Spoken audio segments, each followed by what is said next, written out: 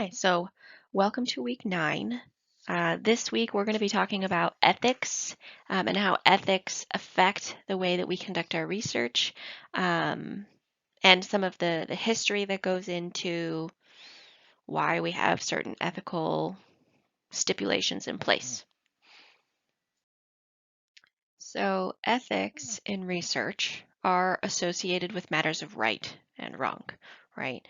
And no matter what religion you practice or how you grew up, we all have a sense of sort of ethical right and wrong in that we want to treat other people how we want to be treated.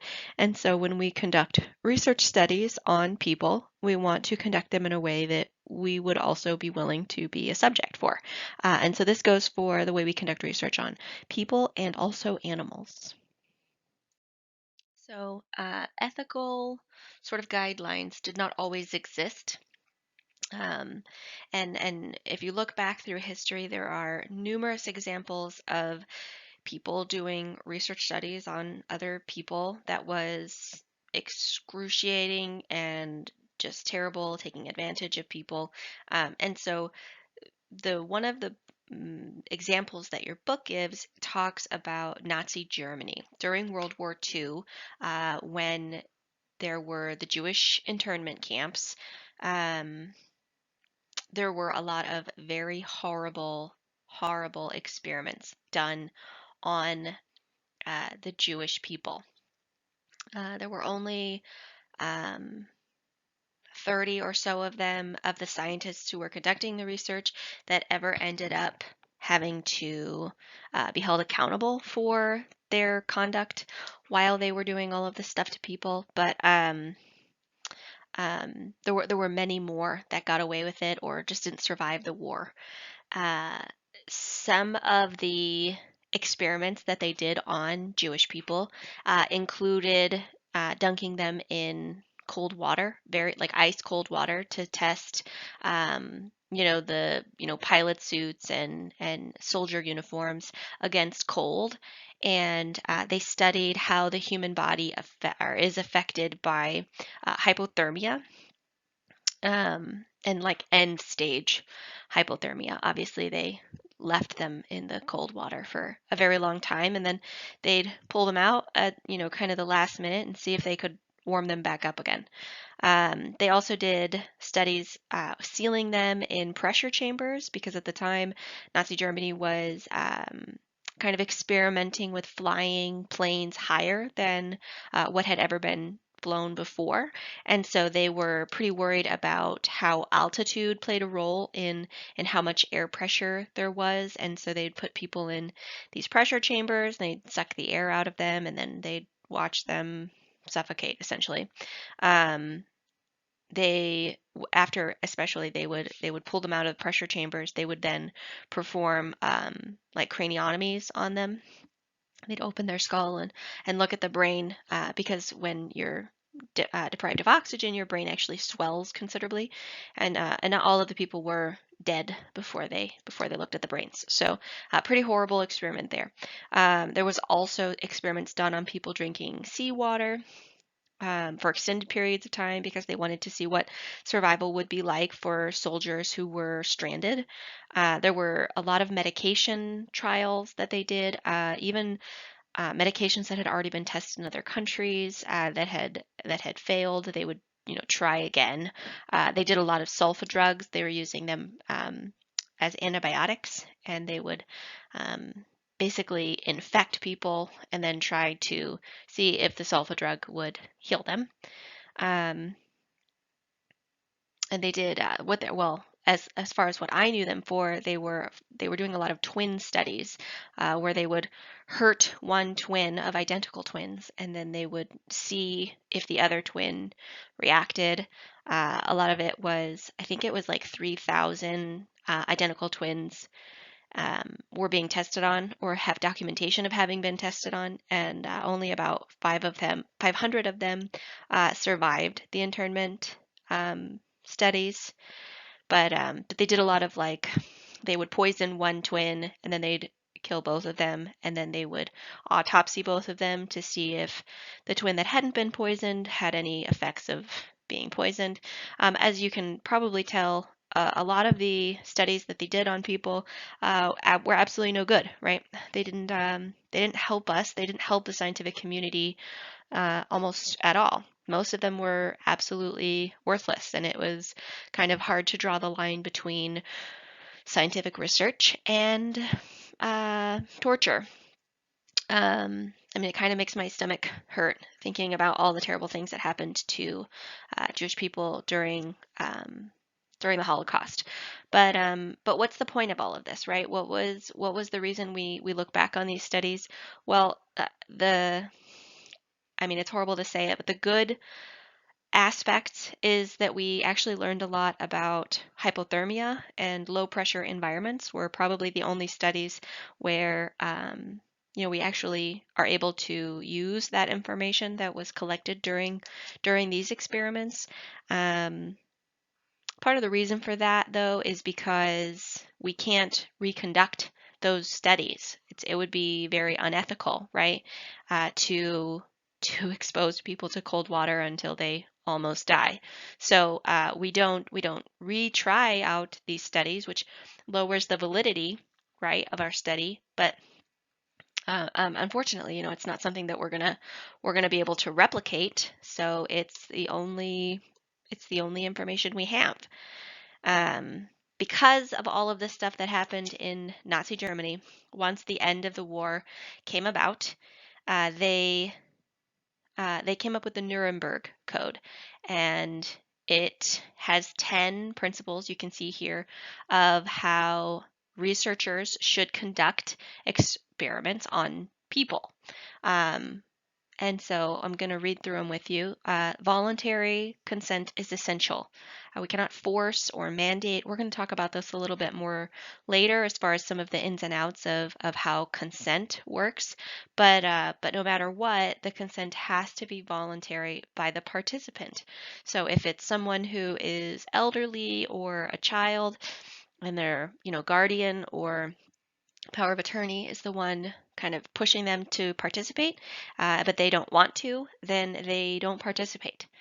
The results of any experiment must be for the greater good of society. So while we do understand that there is a small amount of risk inherent in participating in a study, the amount of risk that is kind of given to the individual should be outweighed by the benefit of the scientific community. If there's nothing to gain, we don't learn anything from the study that will change or help the human race, then we don't do the study. Human experiments should be based on previous animal experimentation. So we do not begin with human experimentation.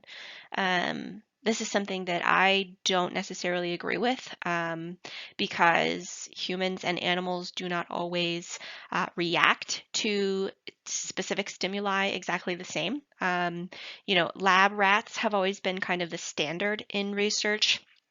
And unfortunately, a lot of the studies we do with lab rats only tell us how that stimuli, basically like medication, if we're testing medicine on lab rats, the study only proves what the medicine does to lab rats. It doesn't prove what happens to humans.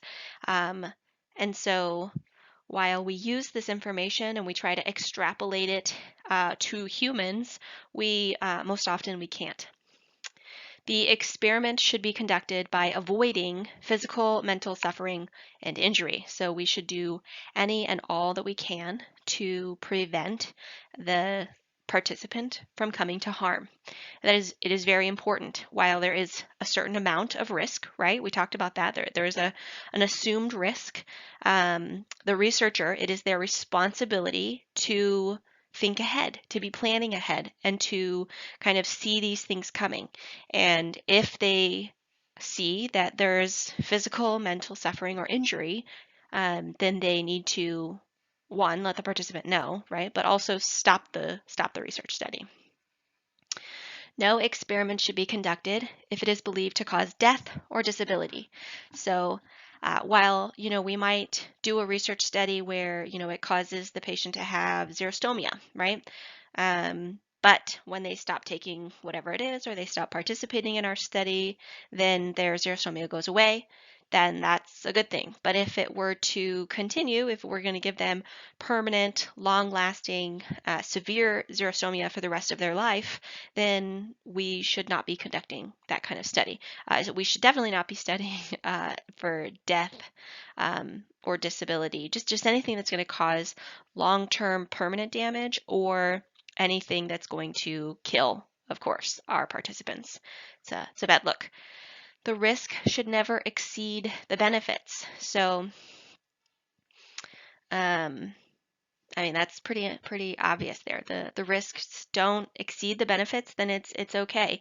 But once those risks start to outweigh the benefits, then the study needs to be tanked. The adequate facilities should be used to protect subjects. So, it would be pretty terrible if you couldn't provide, if you're studying nutritional effects and you bring people in and then you only feed them half the food that they're supposed to eat in a day. That would be pretty terrible thing to do. They'd be starving. So you need to have all of the material, you need to have all of the resources available there to provide the study and to take care of the subjects if something goes wrong with it. The experiment should be conducted only by qualified scientists. So not just anybody can conduct a research study. This one is subject a little to an institutional review board. We're going to talk about that later. But basically, you need to be qualified in your someone of your in your study needs to be qualified, and they need to get that approval from the institutional review board, which we'll talk about. Subjects should be able to end their participation at any time. So just like we talked about, voluntary consent is essential. Withdraw, it has to be completely their choice. If at any point they want to withdraw, they can. Now there are some medications that are tested that you have to titer off of. So there are certain research studies where they explain all of that to the patient as far as, hey, you can't quit cold turkey on these types of drugs because of what such and such reasons. And so those people kind of know ahead of time if they want to withdraw, they have to wean off, kind of thing. But that's specific to that. Anytime a research participant wants to quit, they are allowed to quit. The scientist in charge must be prepared to terminate the experiment when injury, disability, or death is likely to occur. So we talked about it a lot, but if at any point the person's being harmed, we have to stop. We have to stop. This came out in the 40s, after obviously World War II. There was a study happening during all of this, which we're going to talk about, the Tuskegee study, studying syphilis. And it actually started before the Nuremberg Code was officiated and published, but they did not follow the Nuremberg Code. And so we're going to get into that next. All right, so we're going to talk about the Tuskegee study. If any of you have HBO, you can actually watch a movie about this. It's a fantastic movie. I've seen it. And it is a wonderful sort of representation of the history. It's a lot of it's really well done. Even the characters kind of look a lot like the characters or the people in real life. It's called Miss Evers' Boys. It's about the Tuskegee study, which was studying syphilis back in 1932. They got 600 participants together from rural Alabama, southern Alabama. All of the participants were black men. And at the time, syphilis was spreading like wildfire, and it was traveling more so in, poorer communities and lower socioeconomic status kind of areas, just inherently usually lower socioeconomic status communities typically have kind of a higher incidence of STDs, which syphilis is an STD. I'm sure you guys have probably learned about this in your other classes, but so syphilis has its, different stages, right? Primary, secondary, latent, and tertiary. And so 1932, they gathers 600 men, and they test them all for syphilis. They enroll them in this study, and instead of telling them that they either have or they don't have syphilis, or even that the study was looking at syphilis, they brought it down to what's considered, an informed consent, how you explain the study to the participant at their own level. They bring it down to their level and they call it bad blood, which was at the time kind of the slang term for syphilis. So I feel like every time I hit record is when I have to like hiccup or burp or anyway, I'm sorry. So they start the study in 1932, and around early 1940s, so not too long into it, less than 10 years, they come out officially with the cure for syphilis, right? It's penicillin, right? The antibiotic will completely cure these spirochetes, right? So the study actively decides to forego telling the participants about the study. There is a lot of disconsent out there for, that's probably not even a word. There's a lot of arguments out there as far as if they actively decided to continue because they wanted to, punish black men. There's definitely was a racial component, as a lot of the researchers were white. There was a black medical doctor, and there was a black nurse who was a part of all of it and in on all of this information. But there was certainly kind of this racial undertone at the time that came out to be a pretty big deal. And so when it came out, the researchers kind of got a loophole in that they thought that they were showing what long-term syphilis would do specifically to black men, as if black men would respond differently to syphilis than would white men. And women, obviously, women weren't even included in this study. That's a whole nother day. If you ever want to talk to me about women in research, that put some time aside. But anyway, um, so 1940s, penicillin comes out. They decide, no, we're going to keep going with this penicillin, with this study, the Tuskegee study. So in 1965, a good 30 years into the study, there start to be some ethical concerns, right? At this point, some of the men have started to die from syphilis related issues.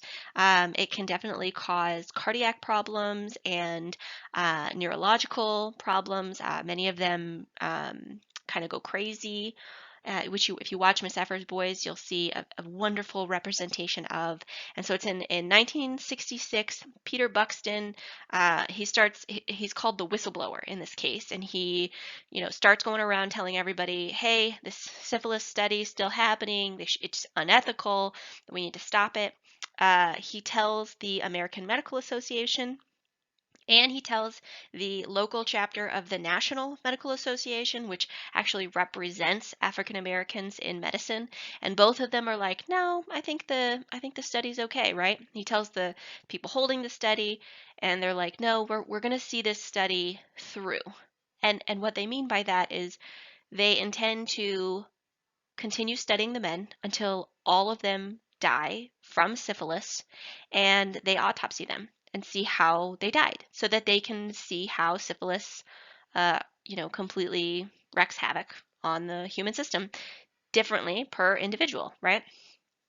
And so Peter Buxton has had enough, so he starts telling everybody he can to listen, and he finally gets a hold of Jean Heller, and she writes a piece, and she gets it published in 1972 in the front page of the New York Times, which causes this huge uproar. Obviously, it's during, the civil rights movement, and Alabama is having its own sort of revolution at the time for civil rights, and so they together put a stop to the Tuskegee study. So 40 years have gone by, and they do hold all of the people accountable for continuing the study, in that they are, we'll talk about it later, like what happens to you when you perform scientific misconduct. But basically, they're all blacklisted. They'll never conduct study. I mean, they were on a 40-year study, so they probably are good. But yeah, so they are held accountable for that. Because of all of this, the Belmont Report comes out. It is like the first U.S.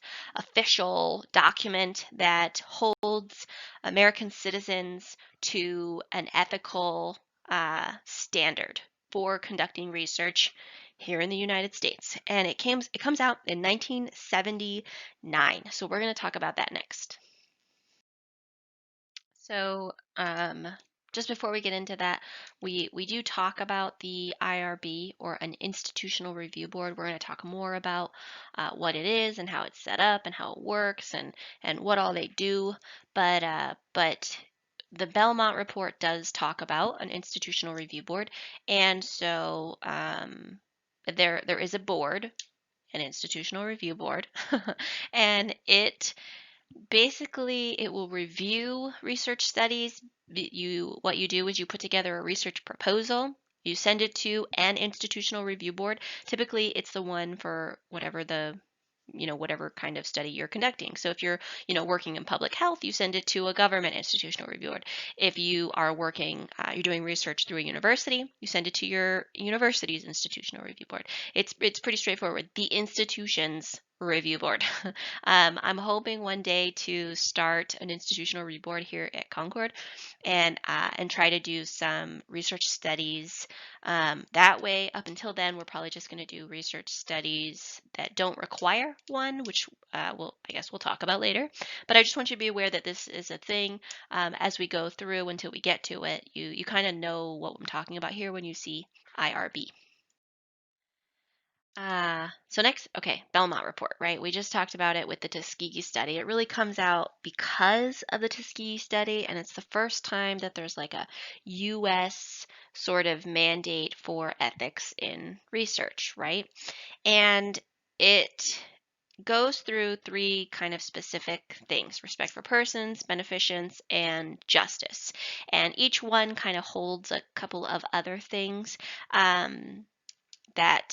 That come out about it. So respect for persons is all about protecting the autonomy of the individual, and you want to treat that person with courtesy. They're doing you a favor by participating in your research study, and it is what encompasses informed consent. So the two main ones there are to protect autonomy and informed consent. And while those seem like they go together, they kind of do. They're kind of different too. To do beneficence is to do no harm, to benefit society, and then that benefit should outweigh the risk to that individual. Okay, so beneficence should do no harm. It should do no harm, and the benefit to society should outweigh the risk to the individual. Then for justice, there needs to be a fair distribution of costs. And there's two parts to this. So the first one is that people should be compensated. If you take their time and you make money off of the research study, then the people who participated in the research study, while not equal to the people who participate or who run the study, but they should be somewhat compensated for their time, and it should be equal to the kind of money that the research makes, right? There is a very famous case with Henrietta Lacks. If you read the book, it's wonderful. It's called The Immortal Life of Henrietta Lacks, and it talks about how she goes in one day, she has ovarian cancer, and she sort of gives up some of her cells for research, and the company or the research study who takes it from her, they go on to make millions off of these cells. They're able to get the cells to replicate just at ridiculous rates, and they're able to use those cells on so many more other things than what she ever intended to do. They never got informed consent from her in order to make money off of her cells, right? And so it's a pretty big ethical dilemma there on that. Even to this day, she still has not been compensated. Her family has not been compensated uh, on the just vast amount of money, the bucket loads of money that the company ends up making off of her. Um, so first, that justice is that the participants make money, or they're compensated fairly, right? If the study doesn't make any money, then which most studies don't make any money, then the participants just get compensated for their time and they go on with their life. The other one is that the distribution needs to benefit the people who participated. So the study shouldn't have a bunch of poor people who come in and they participate in order to get compensated for their time, a tiny little bit, and then they leave, and then the study comes out and makes this multi-million-dollar drug that the poor people can never afford. And so it's only sold to rich people. And that's not fair. That's not right, right? So while there's a lot of gray area in the pharmaceutical industry on things like this, the idea is that poor people should not be taking the brunt of the risk, while other people, not poor, would benefit. Okay, so next up is scientific misconduct. And while most of the time the kinds of mistakes you make aren't ethical decisions, right? We don't purposefully hurt other people. Um, there is a lot of room for scientific misconduct within the research community. And so we're just going to talk about each one of these things. But scientific misconduct is fabrication, so basically making things up, falsification, so fudging the numbers, or plagiarism in proposing, performing, or reviewing research, or in reporting research results. Um, and so you can go wrong kind of in a lot of different places when you are conducting research. So the rest of the blanks on your handout should probably all be able to just be written straight from each of the slides. But I'm going to talk about each of the things anyway because that's what I'm supposed to do. So the 7 areas of scientific misconduct. The first one is plagiarism. It's one we've talked about a lot, but anytime you pretend or allude to information as being your own work or your own opinion or your own thought, it is plagiarism. Anytime you do not give credit when credit is due, it is plagiarism. And so it is really important that you cite and cite properly every single time you take information from somewhere else. Fabrication or falsification, we're going to get into each of the rest of these. Plagiarism is the only one we don't really talk about a lot because you guys have learned about it quite a bit in your other classes. Fabrication and falsification will involve making up data just out of thin air. It's something that, if you're making up probing depths, you're going to be in a lot of trouble. Manipulating results or analyses. So if you are saying it's a 4 when it's a 3, that's a bad thing. That's not good. Or you're providing false or misleading information. So, you might go through the numbers and get a result, but then say, well, the data says one thing, but I'm going to say this other thing, or I'm going to allude to maybe this other thing, that there's something here when there isn't, or there isn't something here when there is. And so anytime you kind of form fit it to what you want to say, but the data doesn't truly support, then that's a falsification.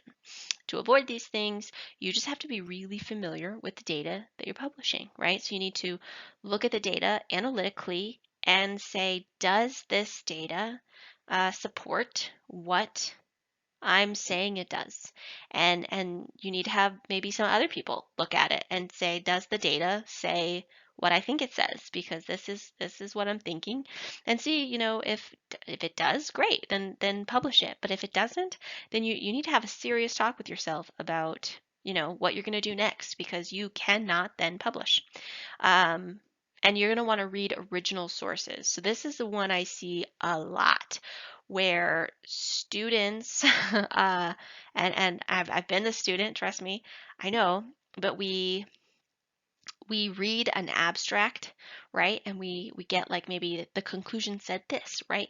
But then when we go and we read the study, it's not quite black and white. It doesn't say exactly what we kind of thought, right? We sort of misunderstood what it said. But then when we go read the whole article, it was a little gray. And so it's really important that, if the study says there may be an association, and then you go and write there is an association, those are two very different trains of thought there. So be careful with that. Non-publication of data. It is okay if, when you are conducting your research, if you see that someone is going to become an outlier. Maybe they aren't following the protocol, or they, have this other variable that you hadn't thought of yet. And so they are going to mess up the study for the people who are doing what they're supposed to be doing, or they don't quite fit in the study, and you don't find it out until after you've already sort of begun, right? So it's okay to kind of knock off a couple of people if not necessarily if they don't prove what you want them to say, right? Like if their data doesn't prove your opinion, or prove your hypothesis, you can't kick them out for that. But you can kick them out if their data isn't accurate. And so, if you're studying nutrition and you get somebody who's cheating on the diet, then you can kick out them and their data. Making the data fit is the problem here. So when people see, their whatever this is, they fudge the data, or they omit completely the data that make the results look like they don't want them to look. And so they're trying to prove their hypothesis by making the data work instead of just seeing what the data actually says. And that it can be hard. It can be pretty hard. We're going to talk about that. So faulty data gathering, right? So, maybe your gingival index is pretty old, and you find out halfway through that your gingival index isn't working, or maybe one of your people who is collecting the data. So maybe you have two hygienists who are performing this gingival index on someone, and one of them is highlighting at 4 millimeters and the other one's not highlighting until 5 millimeters. And you go back and you're just looking at highlighting, and you're like, wait a second, something's wrong here, right? That would be faulty data gathering if you continued to let it happen and you didn't get those participants, or the researchers, calibrated. That would be bad. If you continue to let it happen. If it happens, you're allowed to make mistakes, but you're not allowed to know about the mistake and let it keep happening.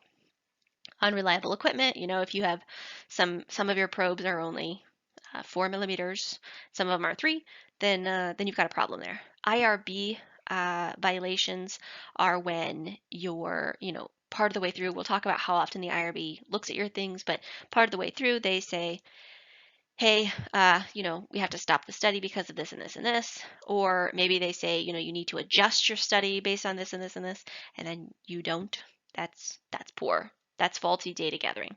And then poor data recording is this mostly happens like in qualitative studies where, they don't bring the tape recorder, or they don't, they lose a lot of data after an interview or something like that. That would be poor data recording. Misleading authorship. So this is something that I see. Um, I've seen a couple of people make this mistake where they don't take notice of which author came first, because the first author there is pretty important. It's a big deal when you are conducting research.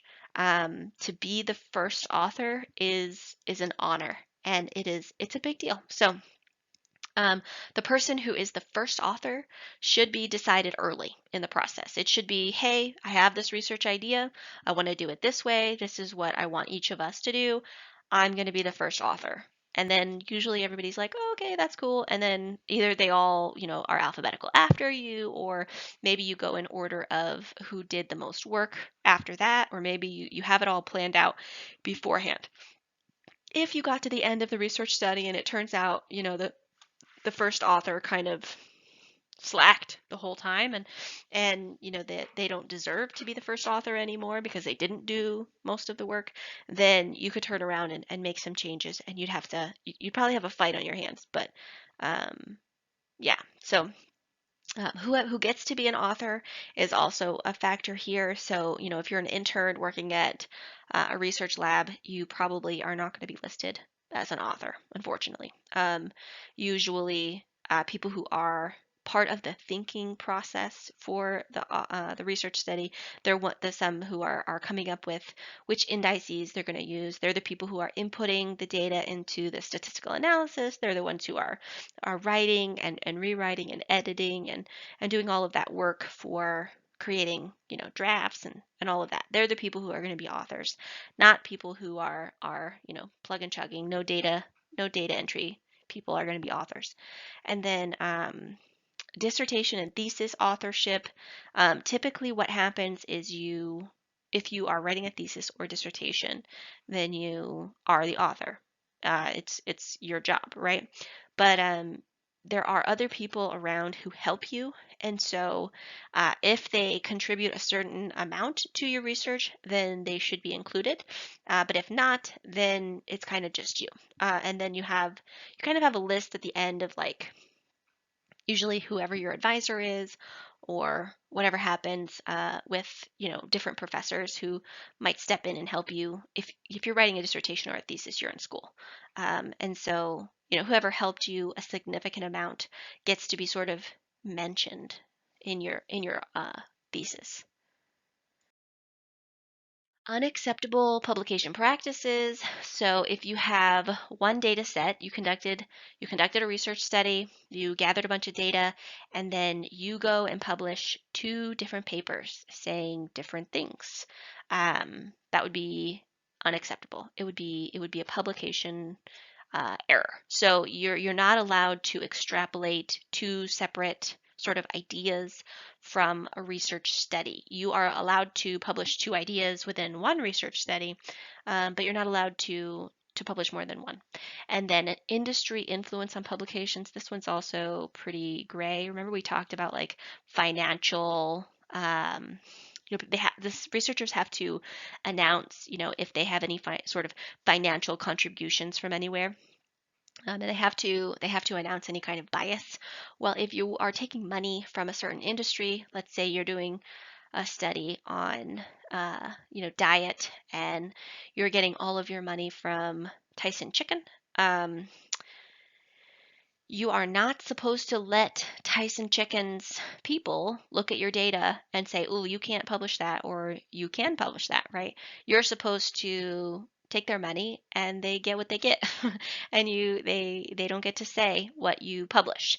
Does that actually happen? It depends on how big a company it is. In my opinion, I see a lot of the studies that come out from financial sort of things kind of always supporting that industry. Now, does that mean that other studies weren't conducted that just didn't support them, or maybe they somehow it wasn't statistically significant? I don't know. There's a lot of gray area here. It seems pretty straightforward. You take someone's money, but they don't get to have a say in your study. But that's not real life. The model for considering scientific misconduct. So if you have scientific misconduct, there are sanctions that come to you because of whatever it is. So if you're taking someone's money and letting them say whatever they want, you might be prohibited from submitting grants to the U.S. government, right? They will not let you submit anything. They'll blacklist you, basically. You could be dismissed from your position if you're working for a university, absolutely. And you could have a ban on working on the NIH-funded research. Basically, no one's going to work with you in research ever again. Scientific mistakes are different. So if you make a mistake, your instruments aren't working correctly, you have those two uncalibrated researchers. Once you notice it, if you fix the mistake, then that's okay. It's a mistake. You're allowed to make it. You didn't know. You have to prove that you didn't know. But if it's just a mistake, then typically you get to try again. And then causes for scientific misconduct are um, people aren't bad people. For the most part, nobody sets out in research to prove something beyond, scientific research. Everyone who kind of starts out on a research project wants the science to prove their thought, right? But they're pretty open. They want the science to prove it, but they're open to finding out the best way to go about seeing if it's proven, right? Um, but once you get the data, uh, then you have a couple of things that you might have pressure to have a little bit of misconduct. You might find yourself in an ethical dilemma. So if you are a professor at a university, there is pressure to publish. So I don't know if we've talked about it in your other classes, but you have like the hypothesis and the null hypothesis, and you have to find it within a certain statistical range, right? That either the data supports or this data doesn't support, and either the data supports or it doesn't support, which either supports or it doesn't support your hypotheses or your null hypothesis, right?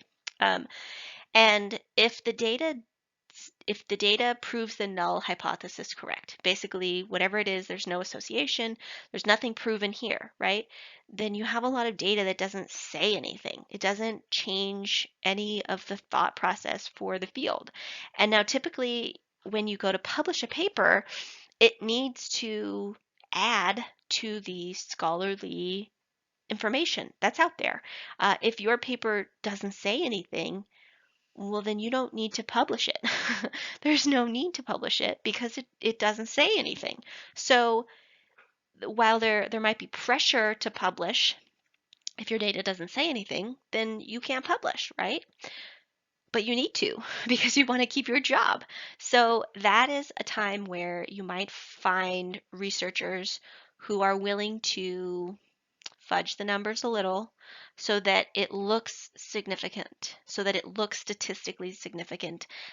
It hits that criteria so that there is something to say. So that's where you might find someone who's kind of throwing out an outlier whose data was actually correct and should have been included, but they're going to justify it so that the numbers will work for them. And it happens. If you're taking, well, so if you have a need to complete graduate work, right? Again, you have a dissertation or you have a thesis, you have to write it, you have to get it published. It has to be, it has to add to the scholarly literature out there. So if your study doesn't add anything, it doesn't have any value or worth to add to the scholarly literature, then it's not worth printing. So you don't get to print it and you don't get to sit for your dissertation. You don't get to defend your dissertation. And so, someone who desperately wants to graduate, they've been working on, a doctoral degree for 4 years. They want to graduate. They want their study to mean something. And so you might find that they're willing to falsify some information so that they can cross the finish line. And then the next one is to desire to continue funding. So this one's probably the most common besides teachers. Teachers don't do it as often because obviously there's a pretty good institutional review board there. There's a lot of other researchers there. There's a lot of eyeballs. But the desire to continued funding is like public health kinds of research. They get public funding, and if your research study doesn't have anything good to say, then the US government's going to stop paying for it, and then you don't have a job. So you might find people who are willing to fudge a couple of numbers so that they can continue receiving money. And then the next one is the desire for academic rewards. So when you publish a study that sets the world on its ear, then you end up making money off of your study in other ways. So while the study doesn't typically make any money, you kind of get a reputation, and you might go to speaking sort of events, and people will pay you to come and talk about your study. Um, in fact, I recently went to a continuing education where a researcher talked about her study the whole time, and so it was interesting to hear her, and being able to take your study and talk about it with other people and relate it to other people is an academic reward for someone who likes this kind of stuff. Protecting human participants. So, um, human participants, when they sign up for your study, they have some rights, and it is a part of your the Belmont Report, right? Your respect for persons. You need to protect their autonomy, um, and you need to protect them completely from a lot of different things. But they have a right to privacy, and they have a right to non-participation. So if they join your study, and it's a study on herpes, right? You're not going to post a list somewhere that says, these people have herpes and these people don't, right? That would be pretty unethical. It would be pretty terrible. So just like our patients have their HIPAA rights. Human participants in research studies, they also have rights to their privacy, and they can leave at any time. They get to remain anonymous the entire time. So it's a big breach if you kind of don't make all of your participants anonymous. They have a right to confidentiality. So, they can tell you whatever's going on, and you're not allowed to share that information outside of the study.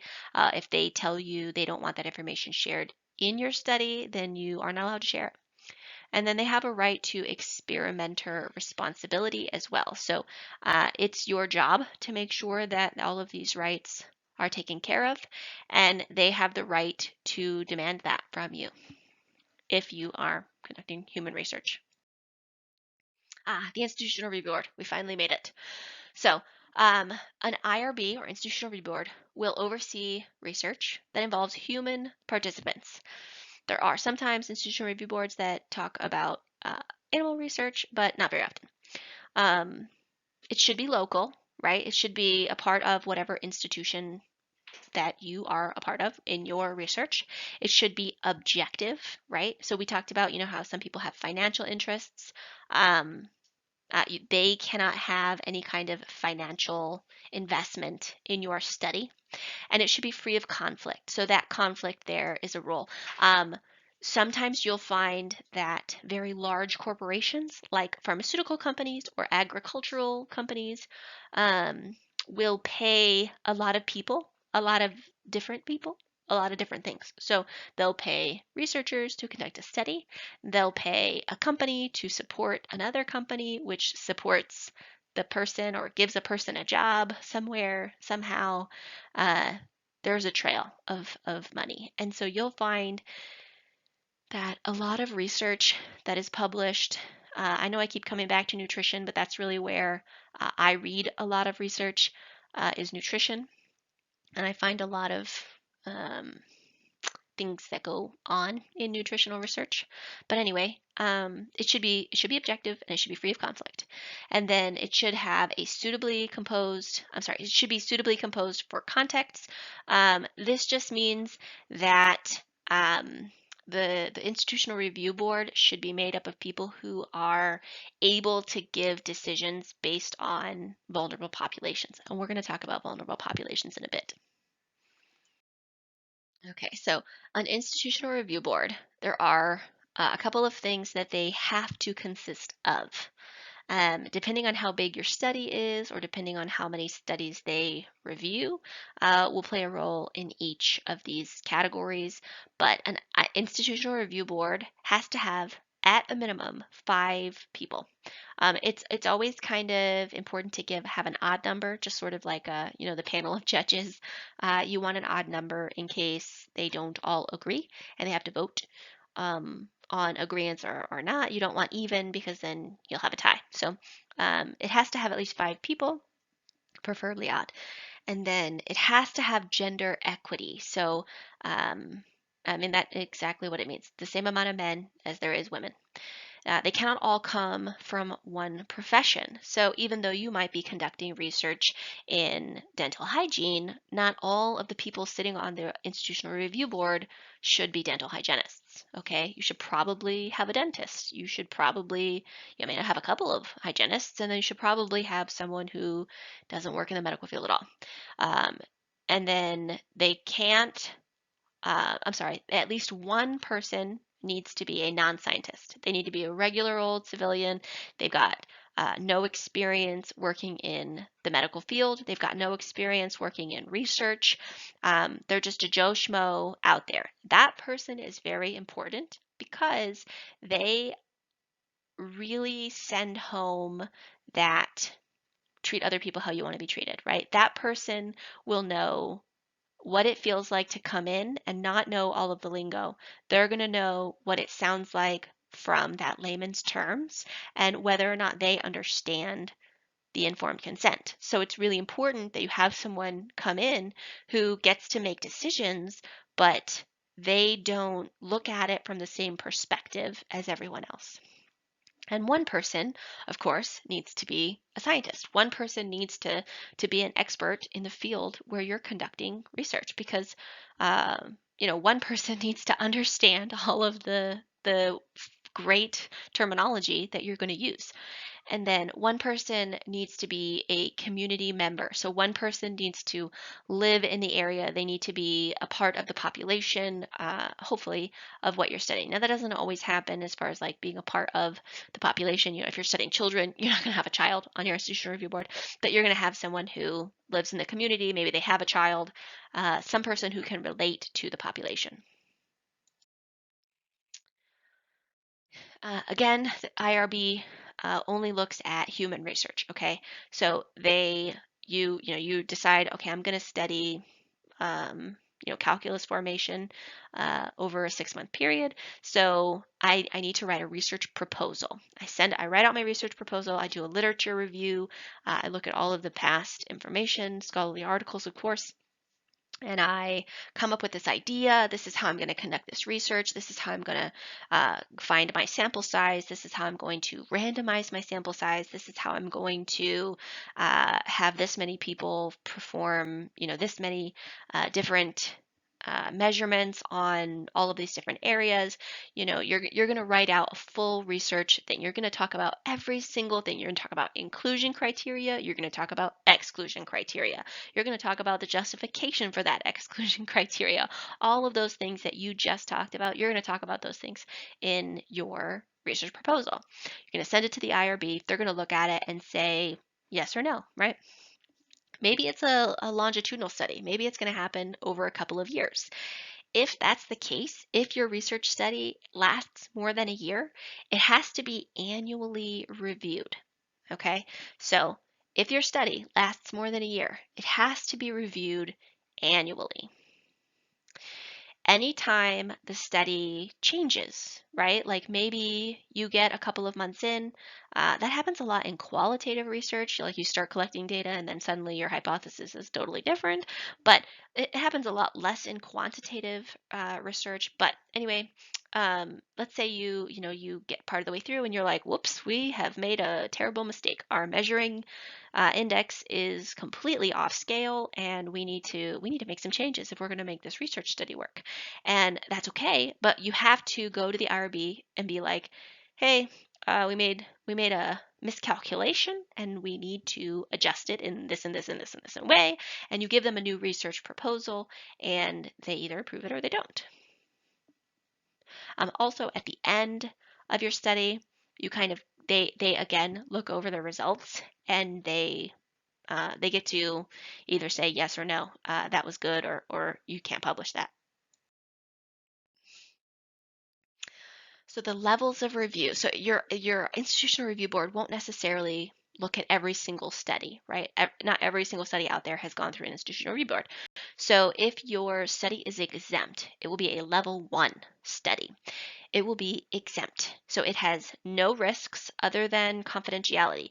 Most of the time, this is like when they send out a survey via like SurveyMonkey, and you go in there and you answer a bunch of questions and you never write your information down. That's this kind of study. There's no harm, there's no foul, there's nothing in there. Or maybe it just goes and looks at epidemiological information. So it looks at, old, like, people who have died long ago kind of files that are sort of public domain. That would be something you wouldn't need an institutional review board to go look at.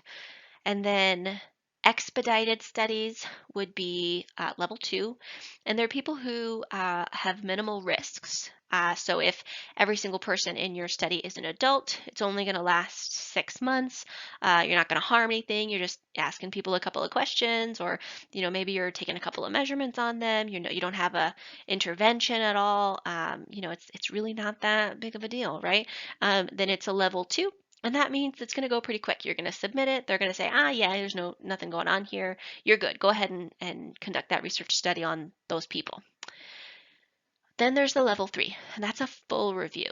It's more than minimal risk. This is what happens when you are going to conduct a study on someone or a population that is a vulnerable population. When people are vulnerable, right, it is this sort of idea that when you get informed consent from someone, and remember we talked about the participants have to be voluntary, right?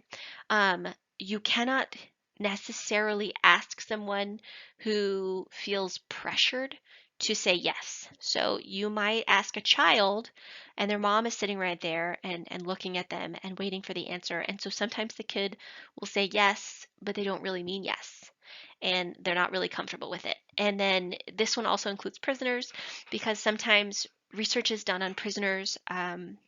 They get to leave the prison for a while. They get to come to your research facility, or they get to, participate in some way. And so the sort of what they get from being able to participate in the research is kind of a bit of a coercion in participating.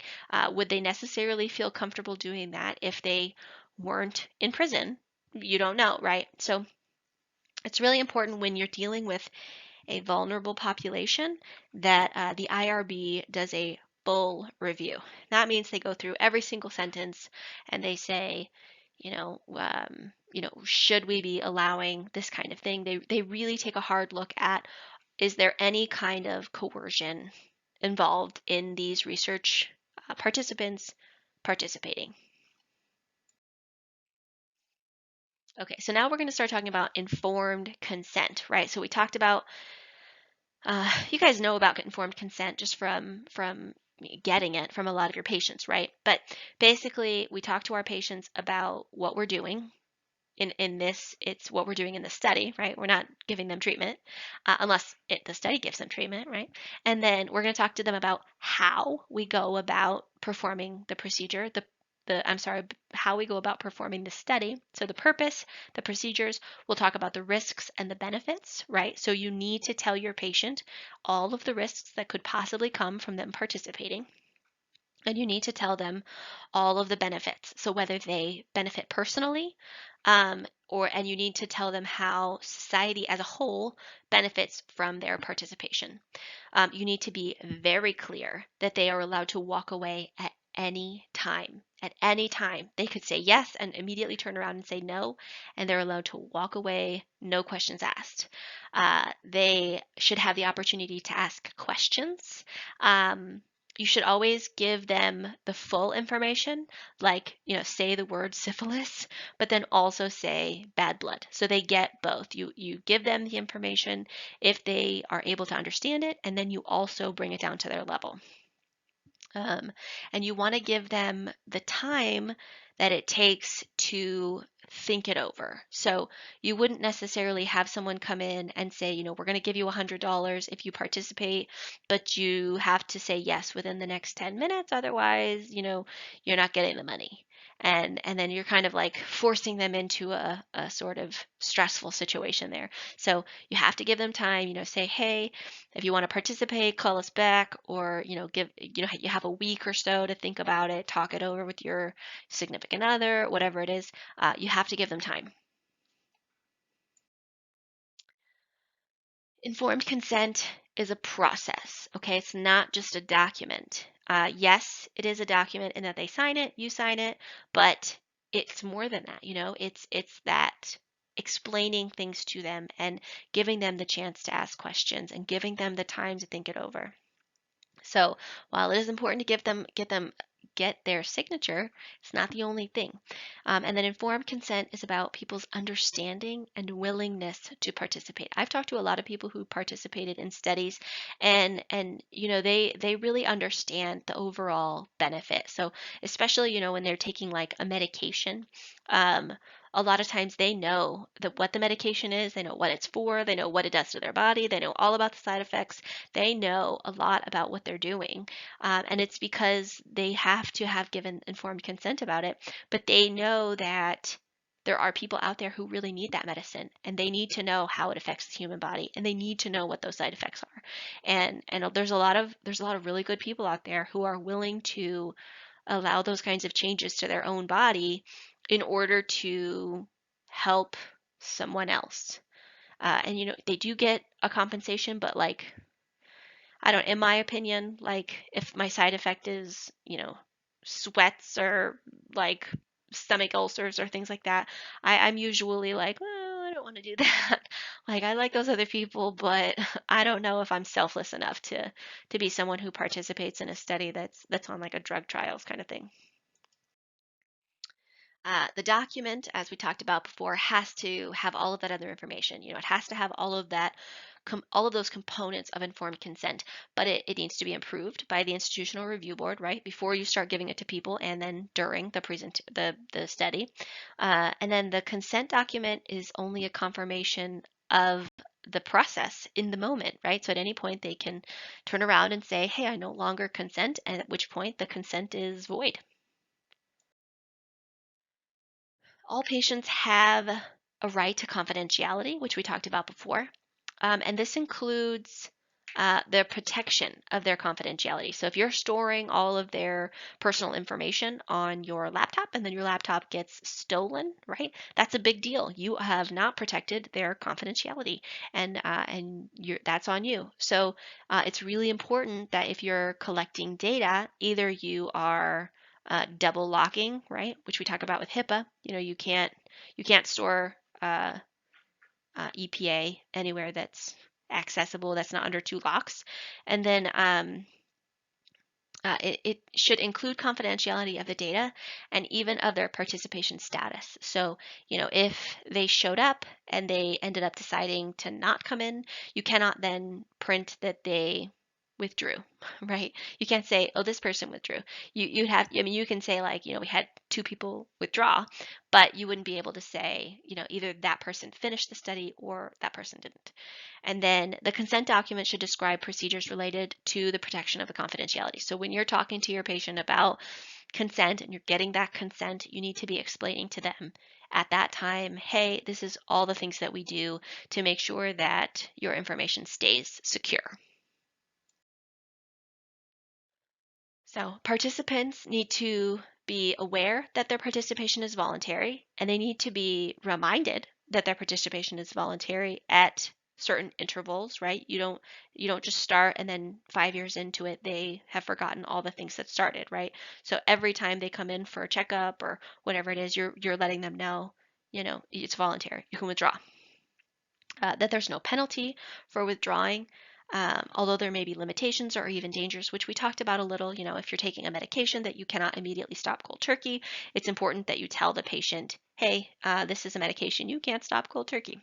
And then the participant should also be informed of reasons the investigator may want to withdraw them from the study. So, if there's someone who doesn't follow the diet, then they need to know, hey, if you don't follow the diet, you cannot keep coming in for the study, right?